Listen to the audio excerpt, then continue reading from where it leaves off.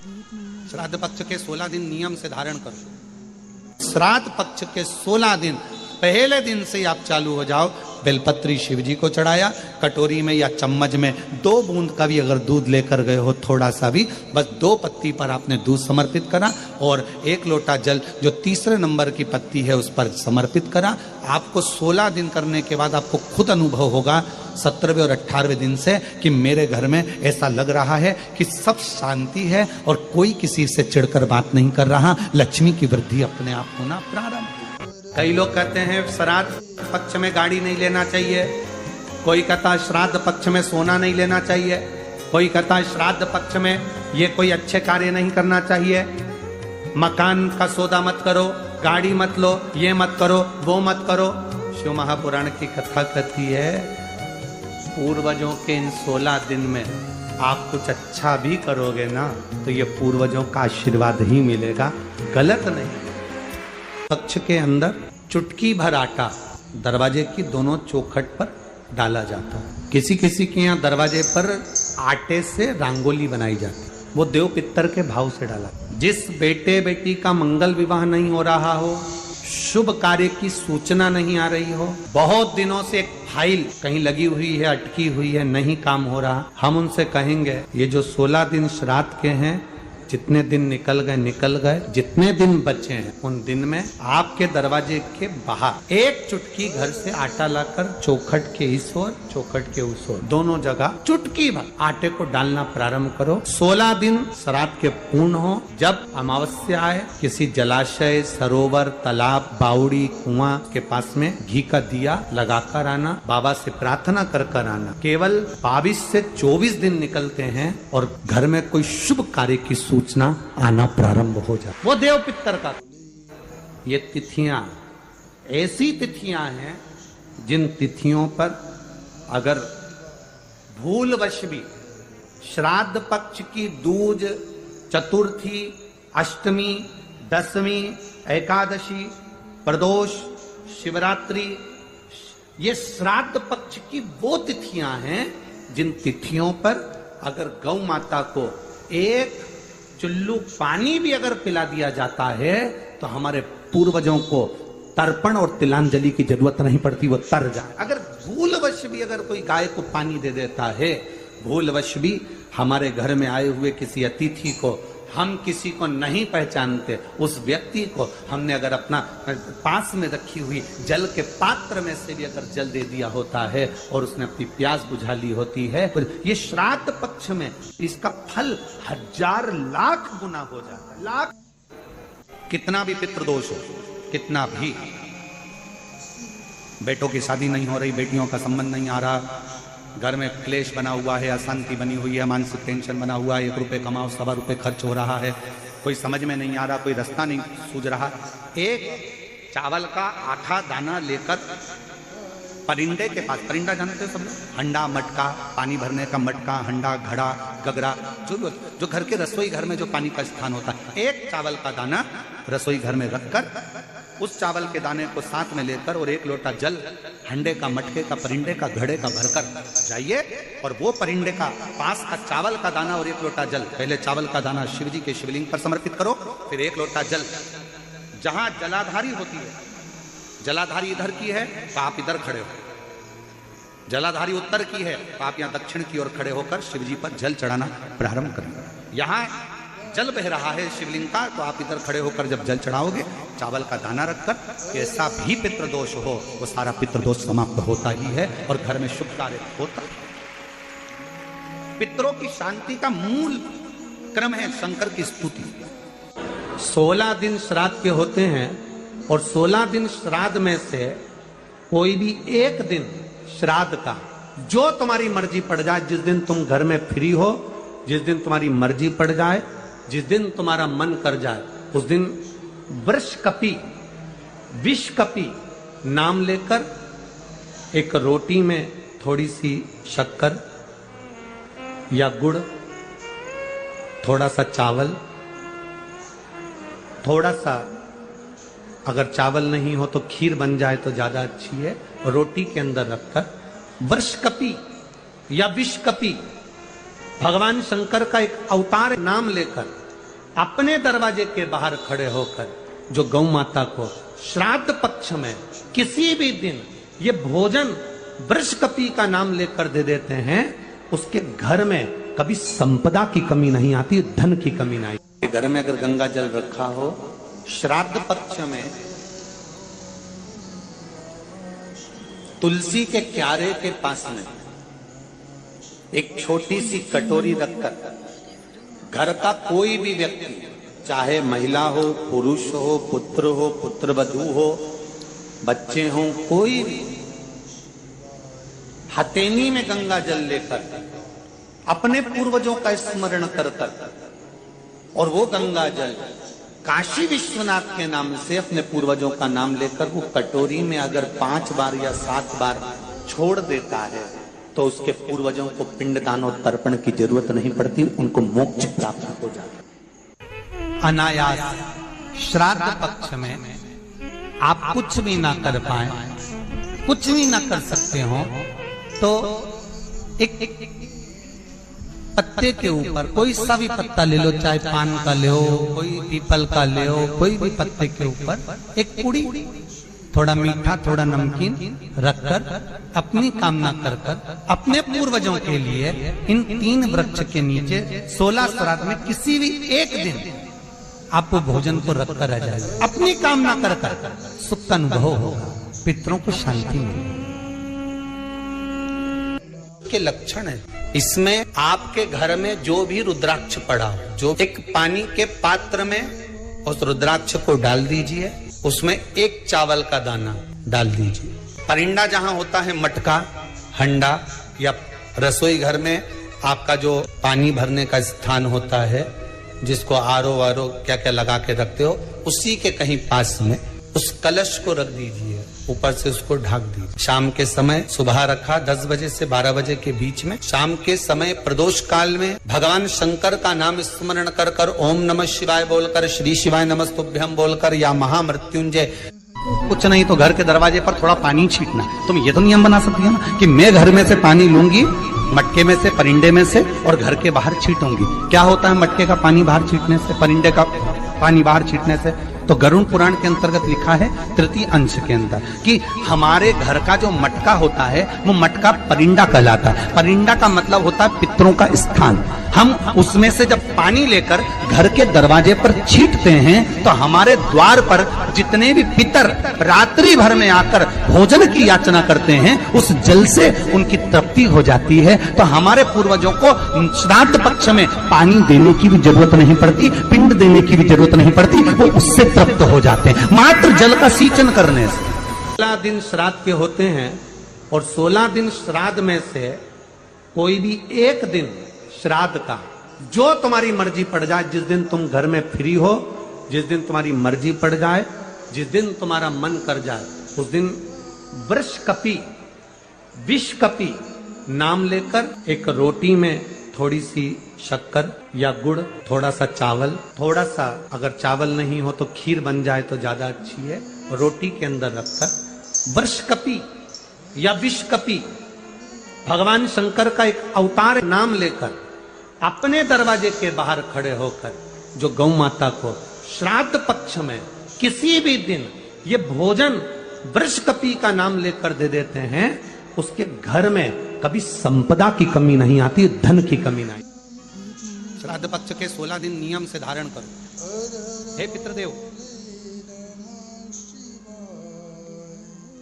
मैं आपको वर देता हूं, श्राद्ध पक्ष के 16 दिन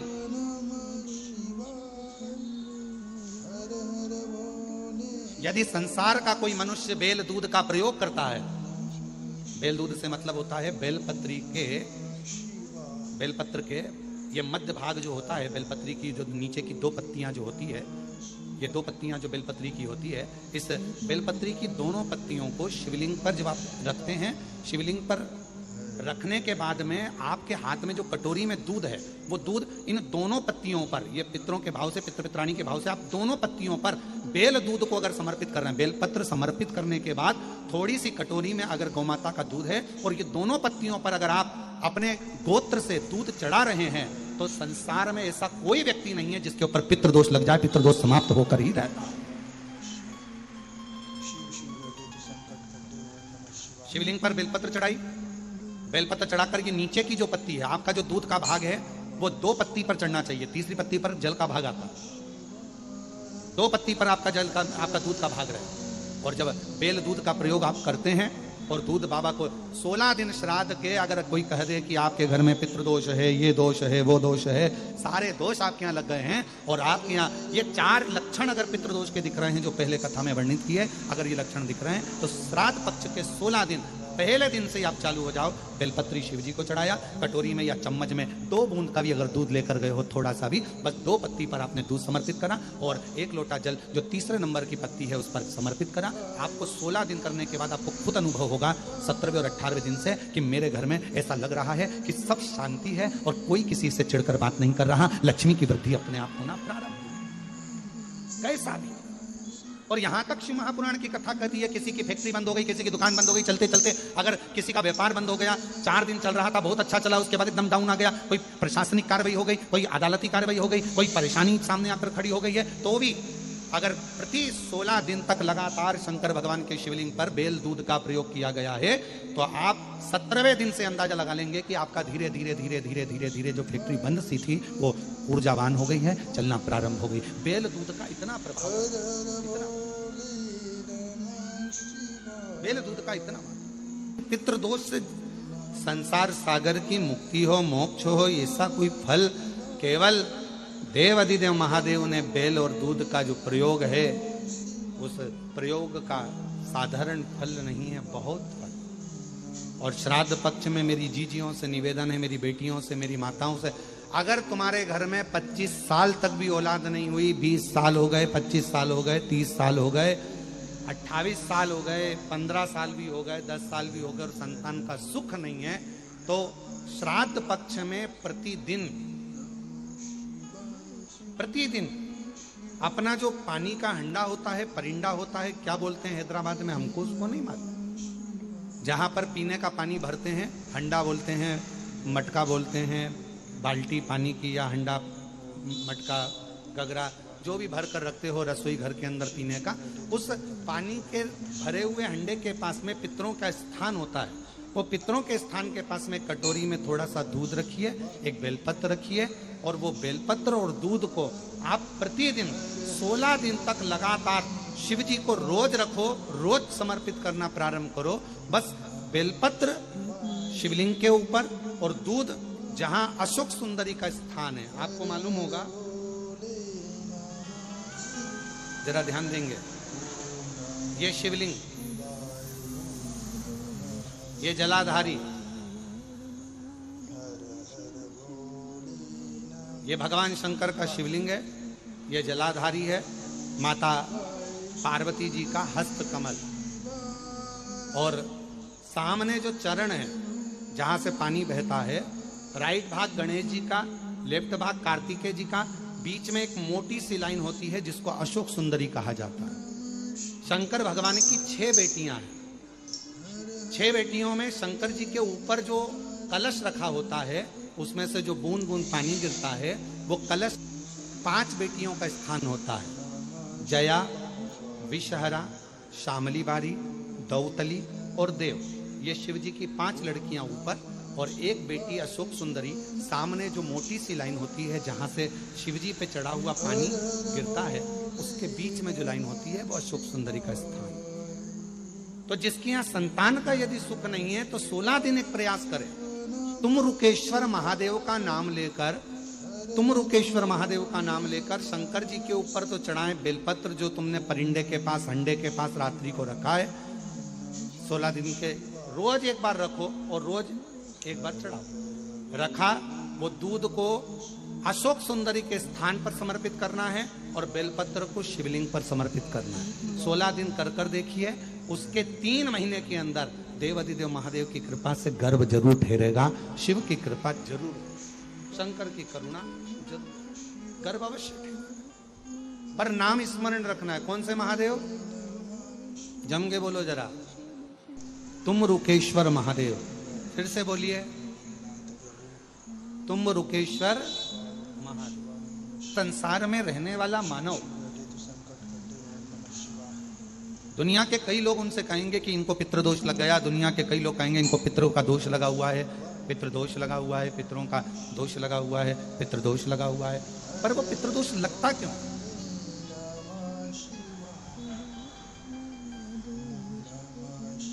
पितृदोष लगने का कारण है क्या?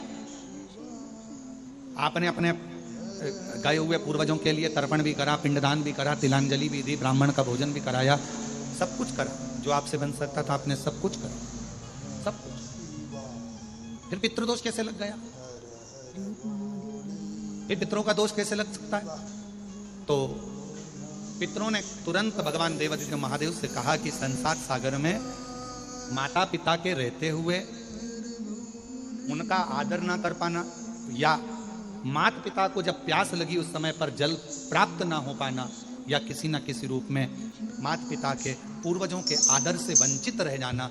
फिर माता पिता के चले जाने के बाद, बुजुर्गों के चले जाने के बाद वो दोष घर में लग जाना पितृदोष की संज्ञा में। और पितृदोष के 4 लक्षण सबसे प्रबल है। ये कोई भी अनुभव कर सकता है। पितृदोष के 4 लक्षण में पहला लक्षण है 1 रुपया कमाओ, 1.25 रुपए खर्च हो रहे हैं, समझ लेना पितरों का दोष है। दूसरे नंबर का, एक व्यक्ति घर में बीमार है, ठीक हुआ, दूसरा बीमार पड़ गया, तीसरा ठीक हुआ, चौथा बीमार पड़ गया, घर में कोई ना कोई निरंतर बीमार पड़ा हुआ है, दवाई गोली लगी रही है, समझ लो पितरों का दोष है। तीसरे नंबर पर आप कोई पूजन की थाली लगाए, किसी को भोजन देने जा रहे थे, किसी को पानी देने जा रहे थे, किसी को भोजन का कोई नाश्ता देने जा रहे थे, और आपकी ट्रे में से, आपकी थाली में से, आपके हाथ से अगर कोई भरा हुआ पात्र पानी का गिर गया, नाश्ते का गिर गया, थाली गिर गई, कोई दूध का गिलास गिर गया, कोई सामग्री गिर गई, कोई पूजन की थाली तुम्हारे हाथ में है और पूजन की थाली में से मालूम पड़े कोई सामान गिर गया नीचे, समझ लो कि पितृ का दोष है। और चौथे नंबर पर पितरों का दोष का वर्णन किया गया, घर में जितने सदस्य रह रहे हैं, अगर वो किसी न किसी रूप में एक दूसरे पर चिढ़कर बोल रहे हैं, क्रोध कर बोल रहे हैं। प्रश्न बहुत छोटा सा है, पत्नी ने कुछ कहा, उसका उत्तर पति ने चिढ़कर दिया, पति ने कुछ कहा, पत्नी ने चिढ़कर उत्तर दिया, बच्चों ने कुछ कहा, माँ बाप ने चिढ़कर उत्तर दिया, माँ बाप कुछ बोले, बच्चे चिढ़कर उत्तर दिए, समझ लेना कि कहीं ना कहीं पितरों का दोष। तो भगवान पितृदेव ने अपने दामाद से, भगवान देवादिदेव महादेव से कहा कि संसार सागर में हो सकता है कि संसार सागर में मनुष्य रहता है, मानव रहता है, और उससे गलतियां हो जाती है। तो पितृदोष अगर संसार के लोगों को लगे तो हमारा एक निवेदन है, आप जाते जाते वर दीजिए कि ये पितरों की शांति आपकी आराधना से पूर्ण हो जाए, बस इतना वर दे दीजिए। उन्होंने हाथ जोड़कर कहा, भगवान देवादिदेव महादेव भगवान शिव जी से प्रार्थना करी, निवेदन किया। संसार का मनुष्य, दुनिया के लोग कहें कि ये पितृदोष है, पर उस दोष से आपकी पूजन आराधना से वो दोष मुक्त हो जाए। दोष श्राद्ध पक्ष के 16 दिन नियम से धारण करो। ब्राह्मण को भोजन नहीं करा पा रहे हैं, मान लो आप गौ माता को रोटी नहीं दे पा रहे हैं, स्वान को भोजन नहीं दे पा रहे, कौवे को भोजन नहीं दे पा रहे हो, और मान लो गया ब्रह्म कपाली या कहीं पिंडदान नहीं कर पा रहे हो, तिलांजलि तर्पण नहीं कर पा रहे हो, तो एक काम जरूर करना, जल के पात्र में 2 बूंद गंगा जल डालना, और वो गंगा जल शंकर को रोज 16 दिन तक चढ़ाइए, पितृदोष समाप्त हो जाए। जब ज्यादा घर में पितृदोष हो ना, ऐसा लगे कि पितृदोष बहुत ज्यादा है, 1 रुपए कमा रहे हैं, 1.25 रुपए खर्च हो रहा है, हाथ में पैसा नहीं टिक रहा, दुकान 4 दिन अच्छी चल रही है, फिर व्यापार डाउन हो जाता है, कोई पैसा लेकर भग गया, नहीं दे रहा, कहीं कर्जा मात्रा बढ़ गई है, ये पितृदोष के लक्षण है। इसमें आपके घर में जो भी रुद्राक्ष पड़ा हो, जो भी रुद्राक्ष रखा हो, क्योंकि संभाल के तो आप रखते नहीं, पटक देते हो यहां में, जो भी रुद्राक्ष आपके घर में रखा हुआ, एक पानी के पात्र में उस रुद्राक्ष को डाल दीजिए, उसमें 1 चावल का दाना डाल दीजिए। महाराज, परिंदा जहां होता है, मटका, हंडा या रसोई घर में आपका जो पानी भरने का स्थान होता है, जिसको आरो वारो क्या क्या लगा के रखते हो, उसी के कहीं पास में उस कलश को रख दीजिए, ऊपर से उसको ढक दीजिए। शाम के समय, सुबह रखा 10 बजे से 12 बजे के बीच में, शाम के समय प्रदोष काल में भगवान शंकर का नाम स्मरण कर कर, ओम नमः शिवाय बोलकर, श्री शिवाय नमस्तुभ्यं बोलकर, या महामृत्युंजय मंत्र का स्मरण कर कर, या गायत्री मंत्र का स्मरण कर कर, जो मंत्र आपकी बुद्धि में विवेक में समाहित हो उस मंत्र का नाम लेकर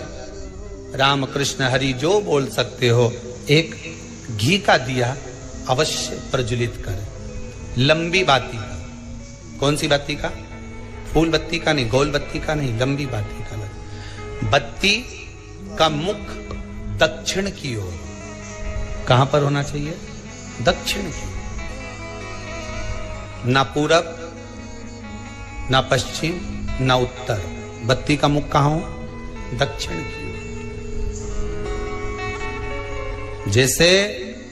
श्राद्ध पक्ष में ब्राह्मण को जब भोजन कराते हैं तो ब्राह्मण का मुख श्राद्ध पक्ष के भोजन कराते समय अगर पूरब पश्चिम और उत्तर का होता है तो श्राद्ध के भोजन का फल नहीं मिलता। उसका मुख दक्षिण का होता है तो हमारे घर के जितने भी पितर उस तिथि में गए होते हैं सबको उसका भाग मिल जाता है और पितृदोष समाप्त हो जाता है। इसलिए ब्राह्मण का मुख श्राद्ध पक्ष में भोजन कराते समय दक्षिण का होना चाहिए।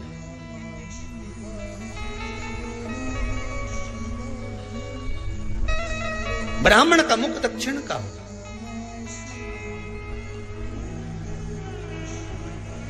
यहां तक शास्त्र कहता है महाराज, अगर गौ माता को श्राद्ध पक्ष में अगर भोजन दे रहे हो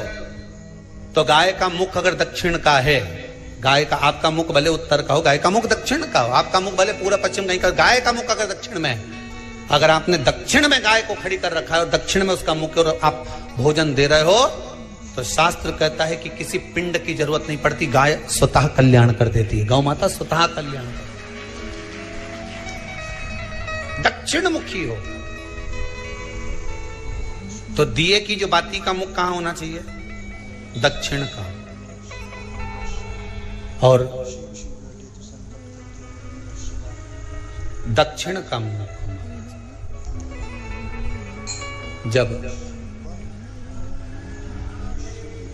जब दक्षिण का मुख हो, दक्षिण की ओर बाती हो महाराज, तब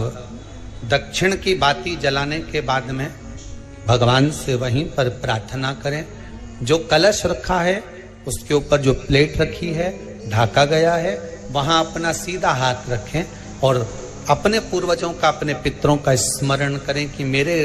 धन को लेकर कोई चले गया, मेरा व्यापार ऐसा चल रहा है, मेरा घर में बच्चों का विवाह नहीं हो रहा, या घर में इतनी अशांति है या तकलीफ है या कष्ट है, ये सब का स्मरण कर कर उस कलश को रात्रि भर रखे रहने दें। सुबह स्नान आदि करने के बाद